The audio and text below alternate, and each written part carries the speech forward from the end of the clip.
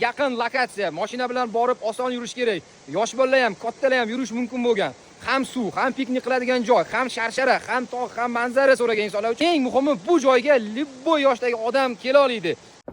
Bu joyga kelishinglar bilan sizlarni mana shunaqa go'zal manzara kutib oladi. Agar xohlasanglar piknik uchun mana bunaqangi tekis joylar ham juda ham ko'p. Yokida bo'lmasam suv bo'yida mana shunday dam olsangiz bo'ladi. O'rmonlarini aytmaysizmi, o'rmonlarini.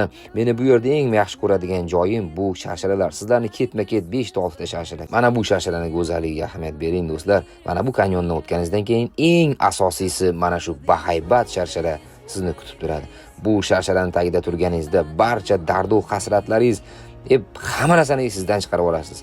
Do'stlar bilan, yaqinlar bilan yoki yolg'iz o'zingiz kelib mana shu sharsharaning tagida turishga nima deysiz? Velikda ham kelsa bo'ladi, mashinada ham kelsa bo'ladi. Ham tekislik, ham suvlar, ham o'rmon, ham sharshara. Bunaqa joy yana qayerda bor? Bundan ham zo'r lokatsiyalarni ko'rmoqchi bo'lsangiz menga obuna bo'ling va videoni yaqinlarga yuborib qo'ying.